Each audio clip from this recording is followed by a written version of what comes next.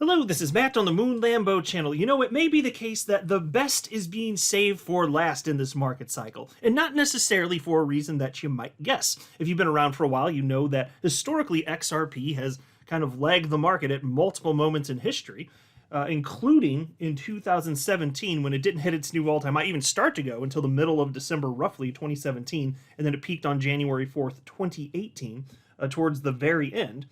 People thought it just wasn't going to do anything because it had been consolidating, basically doing nothing, trading sideways for about half a year as Bitcoin and all sorts of other coins were taking off. And so, and of course, by the way, that market cycle XRP was the number one performer in the entire asset class, from the bottom to the top, increasing by literally about 80,000%. And so, yeah, the best was more or less saved for last. But that's not exactly what I'm getting at here. Although that could be true, and if XRP lags behind like it has historically at moments in time, that's fine. I don't mind that. But there's a reason to be optimistic here. In fact, like, I'm very excited to share with you a couple things. I'm going to do it towards the beginning part of the video because at the back of our minds, most of us have been wondering, if anybody that's been paying attention should be wondering, are we actually going to see this market expand? Because we've never seen an alt season unless you see the Russell 2000 start to tick up, which means investors going further out the risk curve, investing in small cap stocks. When that happens, you see a correlation with alt season. But we haven't seen that. And that's something that hasn't occurred throughout the entire history of the cryptocurrency asset class, roughly 15 years. And so some people are concerned about that. But should we be? Increasingly, I insist the answer is almost certainly no. I'll get into it, but let's just say that if what I think is probable is indeed correct, then yeah, XRP is going to be saved for last, but frankly, so are probably a lot of other altcoins. It's just that there have been moments in history where you have seen small cap stocks lag behind. We just haven't seen it during the existence of the cryptocurrency asset class, but it has happened. And I remember citing that specific point like half a year ago. But I have additional data that you're going to love, which I think is going to make you much more optimistic for what's likely to occur this market cycle. But before going further, I do want to be clear, I do not have a financial background of any kind. I am not offering financial advice. And you definitely should not buy or sell anything because of anything I say or write. I'm just an enthusiast who enjoys making YouTube videos about crypto-related topics, but just as a hobby and just for fun. As I record this video, it's 11:19 p.m. Central Time, Tuesday, September 24th, 2024. And we've got XRP at, whoop, just dropped my phone there. Got XRP at 59 cents. Got Bitcoin at $64,312. Crypto Fear and Greed Index, check this out, 59 out of 100. The market is officially back in greed. Woo, we're so back. A little bit. I mean, we're in greed for now. And at some unknown point in the future, we will be back into extreme greed. And I'm looking forward to that. What has to happen for us to get there? Well, like I said at the outset of the video, we need to see expansion of the markets. We need to see greater breadth in terms of investor participation, investing further out on the risk curve into small cap stocks and altcoins, because those are considered to be riskier, right? I mean, the stuff that's less risky, it's rise to the top, that's risen to the top. That's why more money has been thrown into it. Hence, large caps like Bitcoin, XRP, ETH, so on and so forth, they're perceived to be safer investments.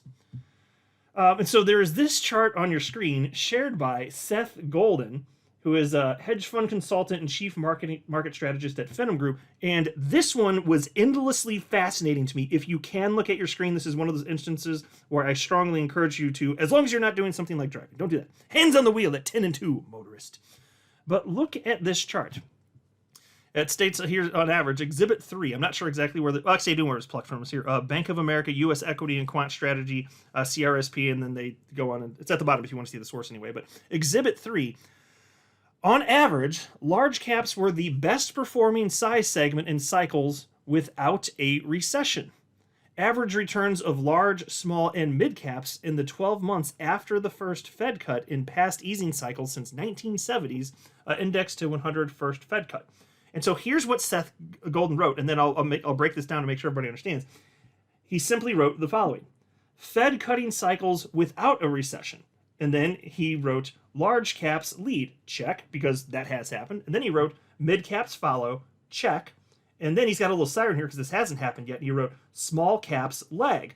And so to this point, small caps have been lagging quite a bit, much more so than we've ever seen during the history of the existence of the cryptocurrency asset class. But as I cited much earlier in the year, there absolutely have been moments in history where, and I was actually probably talking about this in January, now I think about it, there have been moments in history where, yes, you see large caps take off, and then way, way, way later, whether it's 10 months later or whatever it may be, you see the small caps, so you can think Russell 2000 small cap index, you do see that it starts to play catch up. And that's important to us. If you want your XRP to go, you want an alt season. And if you want an alt season, then you better pray that we get expansion in the stock market, because we've never had an alt season without that. And the reason for that is because cryptocurrencies and stocks are risk on assets. That's how investors treat them. So in that sense, they treat them very similarly. So if people are going to have a greater appetite for risk, they're going to invest in smaller cap stocks as well as altcoins. They go further out the risk curve to smaller cap stocks. And outside of Bitcoin. That is exactly what happens. It's just that, this kind of lagging, like I said, again, key point here, haven't had it during the existence of crypto. So that's why people are like, this time is different. Well, only in terms of what it means, in terms of the correlation for the crypto asset class versus that. But before the crypto asset class existed, yes, we've had moments like this. And then small caps they actually do catch up. And then he has another siren here, and he wrote, only cutting cycles where small caps lead is with a recession. And so think about that. What he's saying is, if small caps were leading the market and outperforming the large cap, historically, the only instances where that has occurred is when there would ultimately be a recession that follows. Only. Let me say that one more time. The only instances where you see small caps leading, which is not happening now, is when there ultimately, the history has shown, there was very soon after following, a recession. In the instances where there is not a recession that follows bull market activity, you actually see what we're seeing right now. You see large caps lead, you see mid caps follow, and then small caps lagging behind. That is what is showing right here. So Seth's chart on the screen here proves small caps lag in non-recessionary environments. And since alt season happens when we see great breadth in the stock market, that means XRP face melt season is probably being saved for last, roughly speaking, as it's likely the case with just about all altcoins, really. It's just the nature. If we're not going to have a recession, the data tells us that's what's most probable historically. That's fact. Even if you don't want to make a prediction about what's going to happen in the cycle, it's a fact that what we're seeing right now is in line with what historically has not resulted in bullish market activity with recession. No recession historically. That is the type of environment that we're looking at right now. So again, that's crucial. If you want to see alt season, you want XRP to go, that's important to know. And so the people who note that we've never seen the cryptocurrency asset class in an environment where small cap stocks have lagged so far behind before taking off, they're correct when they state that. But a lot of times when they state that, I think that they're alarmed. They're like, something's wrong. This time is different. What's going on, bro? But it just hasn't happened while the cryptocurrency asset class has existed. Sure, this type of lagging. But again, like I keep saying, the lagging has occurred before. And so again, if there is not an impending recession, then from a historic perspective, this makes sense. It's, quote unquote, different from other times only in that during crypto's 15-year life, there have only been rate cuts that, closely correlated with very negative market activity. That's true. But, that was because of disasters such as the pandemic. So if you're looking at the screen here, you can see that there are 3 lines of 3 different colors, solid lines here. And then there are 3 lines that are dotted. The solid lines indicate what has happened, and this is going back to they say the 1970s. The solid lines are what happens with large caps, mid caps, and small caps during times when historically the recession didn't follow these cuts. That's just been and there hasn't been a recession, right? The dotted ones are the ones where there has been a recession. So you can see exactly what's happening. So the blue line here, the blue color, at the top where my mouse is moving right here, you can see again, there's no recession, so that's large caps moving to the upside. You can see the orange line, that's mid caps. They follow. And then you can see green, the small caps. There is a very strong correlation, obviously, but they're not going to outperform the large caps historically in those types of environments. So if history is going to kind of rhyme with itself, if we don't have a recession, like an impending recession, which I'll talk more about in just a second here, then if that is indeed the case, then you can have an instance where, yes, it's the case that large caps outperform perhaps, but it's not going to matter for the crypto asset class. If we're going to see greater breadth, meaning that yes, the small caps ultimately do follow, even if they don't outperform the large caps, it doesn't matter. We're still seeing that greater breadth, that expansion, which means that signals right there an increased appetite for risk. And so apply that to the crypto asset class, and my God, there's so little money in the crypto asset class. When that type of risk appetite shows itself again, that's when you get moon season. That's when everything under the sun goes through the roof, just about, right? So we don't need to see small caps outperform large caps. It doesn't matter. We just need to see the breadth. We need to see the expansion. That's it. And so you can look at the dotted lines here, and again, these are the ones where there historically have been recessions, and you can see that the small caps, they actually, and I don't know all the reasons for this. I'm just showing you data. The data is the data. That's that. That's not debatable. You can interpret it or speculate about the causes for it, but the data itself is not debatable. This is fact. This is what has happened in the past. So in other instances, you see small caps outperform, followed by mid caps, and then large caps faring not as well, even if they're kind of doing well and trending upwards. That's fascinating, is it not? So if the question is, are the rate cuts, is this something because there's usually when there's rate cuts, you do see the market fall off a cliff. Most of the time that is true, and I acknowledge that. But what I keep citing, and there's data I've been citing in recent videos to prove this as well, like most of the time when there are rate cuts, it's because there are disastrous things occurring. You can think about the dot-com boom and bust, the global financial crisis, or great financial crisis, whatever you want to call it, as well as the pandemic. Rate cuts, yes. Dramatic movement, negative, yes. But in instances, every single instance where there wasn't a recession, meaning there wasn't some sort of disaster, literally every single instance going back decades and decades and decades, we see that even though there's a rate cut, you see a continuation to the upside. So do not buy the narrative that every single time a rate cut happens, it means that it's disastrous. That is not true. And especially for this type of environment historically, we should be more optimistic than not. Now, it's not an outright guarantee, and sometimes the improbable can occur. I absolutely acknowledge that. But if you're just drawing upon the past to gain wisdom, well, is this time really going to be different? I doubt it. And so you can talk specifically about what's happening in terms of recession. And this is a chart. Seth Golden shared this, same guy. And he noted that he got it from an account. I'm not familiar with them. Nick Colas and Jessica Robbie. I'm not sure how to say that. I'm not familiar with them either, but he tagged them because he just kind of give them credit, and I always appreciate it when people do that. Because I always do that. I always give credit when I'm citing work from somebody else. But so anyway, Seth Golden, he shared this, and unfortunately this chart only goes up to 2019, but still it's useful. So this chart is from 1990 to 2019. It shows monthly U.S. jobs growth, recessions noted by gray bar. So the question again, are we about to see recession? Because if the narrative is rate cut equals recession, are we sure that's the only thing we should be looking at to determine whether or not there's actually going to be a recession? I sure as hell don't think so. I don't think you should just look at that. If you're worried about whether or not your XRP is going to be rocketing to the moon, you're just going to look at that? How about a multivariate analysis? How about that instead? So here's what he shared this, and here's what Seth Golden wrote.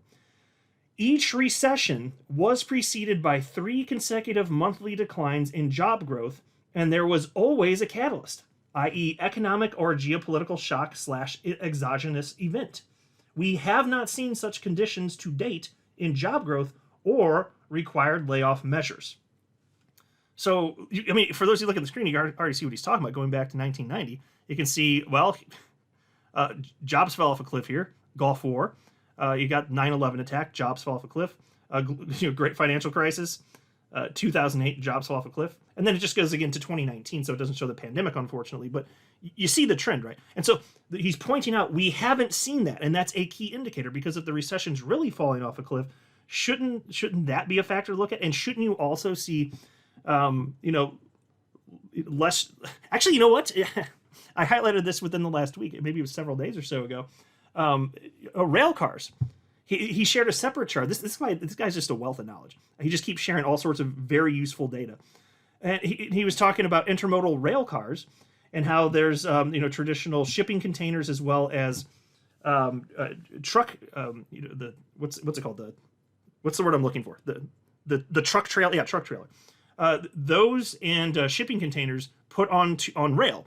And what we found is that for the data that was cited in the, I don't remember all the specific data points, but the point is year over year, if you look at that for the week that was covered, I think it was the beginning part of this month, and if you look year over year, there was a notable increase in the amount of rail cars. Like, would you expect to see more stuff being shipped in an economy that's weakening when people are buying fewer goods and services? Would you expect more goods to be shipping?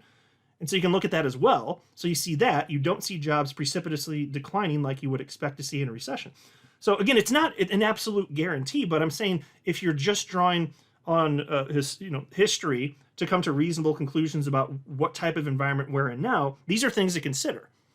And of course, there could be a black swan event that could put us into a recession. We could have a disaster thing pop out of nowhere. Like pretty much nobody saw the pandemic coming, right? But it's a thing that happened. So you could have something. But I'm saying if you're not going to have something like that, then what is most likely based on historic data is that we are going to see greater breadth at some point. That's going to open up in the stock market. Alt season will follow, and then XRP rips to the upside. That's the key point. That's the reason that I'm highlighting this. So I personally, if I have to bet one way or another, I would bet that because it's just based on data. And I know that history, although it doesn't repeat, and things can be a little bit different, sure. Big picture, I mean, history's going to kind of rhyme with itself. It tends to do that. So I don't think this time is different. Now, you could nitpick little things here and there, get into the nitty-gritty, the nuances, fine. But if you're talking big picture and the total outcome, no, that part I don't suppose is likely to be different. Though it could. I don't find that to be the most likely here. So take it for what it's worth. But that's why I was saying, like XRP, it's given that, altcoin asset class in alt season, it moves when stock markets pick up in momentum as well. Yes, XRP absolutely could be saved for last. And it could be among the last of the altcoins to go if history kind of repeats. But, even if that's true, historically, XRP does have a major move. It's had, in each of the last two market cycles, it's had two major moves. One earlier on in the cycle, and then the one where it tops, it's like half a year later. So it doesn't mean that we'd literally have to wait to the end to see any sort of fireworks with XRP. I'm not saying that necessarily. But if you're talking about a peak, if history kind of rhymes with itself, then yeah, you could see XRP rocket to the upside. And then who knows, maybe half a year later, it finally peaks. That could, after a retrace. That certainly could happen anyway. It's going to be interesting, but to think that XRP is not going to participate, but there's all this increased global liquidity and everything else, to think that XRP won't participate if we're going to see an alt season, it's just complete absurdity and insanity to me. Of course, if we have an alt season, what's most likely anyway is that XRP is going to dramatically pop to the upside. It's been consolidating for so long, it's functionally useful, it has legal clarity, everything's going for it. So as long as we're in an environment where people are increasingly risk on and willing to go further out the risk curve, yeah, of course XRP is going to go out there and melt faces. I strongly suspect that is indeed the case. So that's why I wanted to highlight. This is incredible. I just found this data endlessly fascinating here. Because again, the question is, are the rate cuts bad? Are they going to destroy us? And history tells us for the environment that we're in now, the answer is no.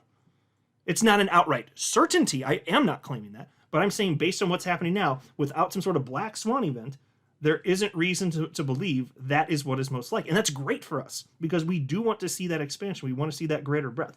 So I found this exciting, which is why I'm taking this much time to break it down in great detail and talk about it and share some thoughts on this.